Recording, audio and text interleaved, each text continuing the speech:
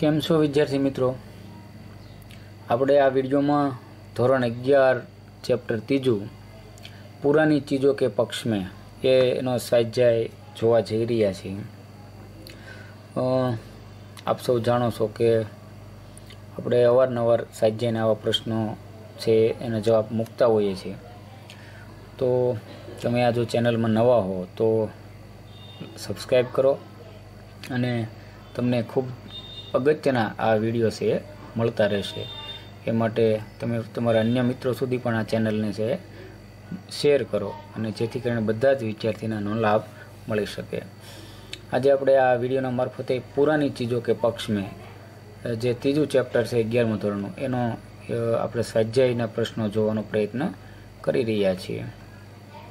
तो વધારે समय नहीं बगाड़िए, જોઈએ આપણે સ્વાધ્યાયના પ્રશ્નો। सही विकल्प चुनकर निम्नलिखित प्रश्नों के उत्तर दीजिए। इसमें पहला प्रश्न है, इनमें से किसकी कहानियाँ पुरानी हैं? तो इसका उत्तर है, इनमें से नानी की कहानियाँ पुरानी हैं। दूसरा प्रश्न है, कंप्यूटर और सैटेलाइट के युग में आज भी सड़कों पर क्या दौड़ रही है? तो कंप्यूटर और सैटेलाइट के युग में आज भी सड़कों पर साइकिल दौड़ रही है। तीसरा प्रश्न,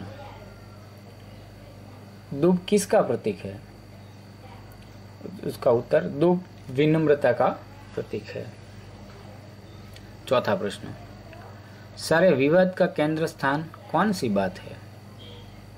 उत्तर, सारे विवाद का केंद्र स्थान सच और झूठ दोनों है।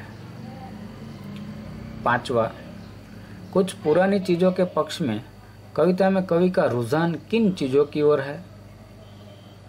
तो इसका उत्तर है, पुरानी चीजों के पक्ष में कविता के कवि का रुझान पुनरापन की ओर है।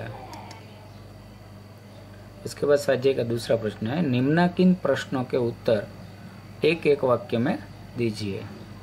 पहला प्रश्न, कुछ पुरानी चीजों के पक्ष में कविता में कवि ने किन चीजों के मद्देनजर अपनी बात कही है? तो इसका उत्तर, पुरानी चीजों के पक्ष में कविता में कवि ने उन चीजों के मद्देनजर अपनी बात कही है जो पुरानी होकर भी हर वक्त काम आती रहती है। दूसरा प्रश्न, बीमार पड़ने पर आज भी क्या काम आता है? तो आपको पता है कि बीमार पड़ने पर आज भी दादी के घरेलू नुस्खे काम आते हैं। तीसरा प्रश्न, कुछ पुरानी चीजों के पक्ष में आधुनिकता की परिचायक कौन सी चीजें हैं? तो इसका उत्तर है, कुछ पुरानी चीजों के पक्ष में झूठ और सच, अहिंसा, विनम्रता और कुछ पुरानी समझदारियां जैसी चीजें आधुनिकता की परिचायक है। चौथा प्रश्न, कवि राजेश जोशी कौन सी चीज स्मृतियों में शेष रहने की बात कहते हैं? इसका उत्तर, कवि राजेश जोशी थोड़ी सी टीस और थोड़ी सी मिठास स्मृतियों में शेष रहने की बात कहते हैं। उसके बाद का तीसरा प्रश्न है कि निम्नलिखित प्रश्नों के उत्तर 5-6 वाक्य में दीजिए। इसका पहला, सड़कों पर आज भी साइकिल क्यों चलाई जाती है?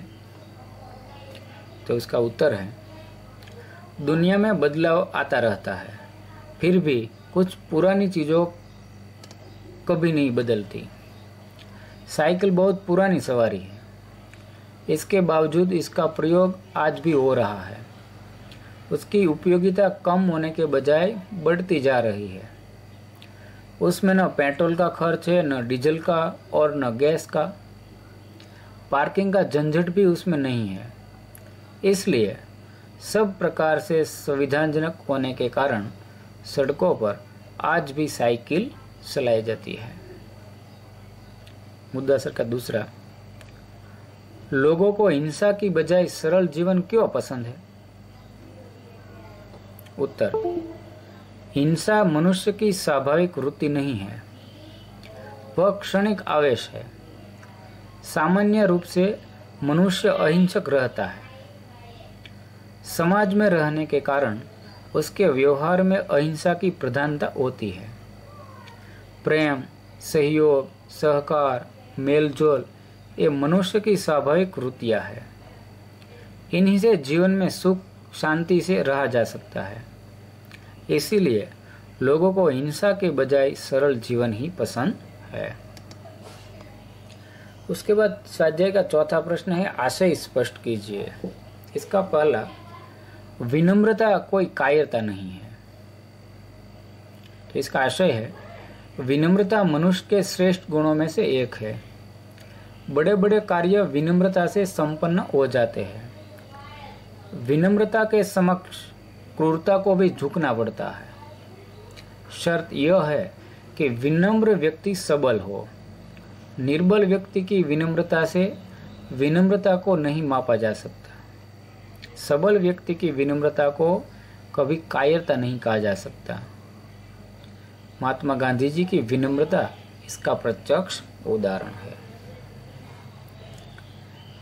दूसरा प्रश्न है, बनिष्ठ हिंसा के एक सादा सरल जीवन ज्यादा काम आता है लोगों को। तो इसका उत्तर है, हिंसा समस्या का समाधान नहीं है। हिंसा से कोई भी समस्या सुलझने की अपेक्षा और जटिल हो जाती है। सादा और सरल जीवन प्राचीन सभ्यता की देन है।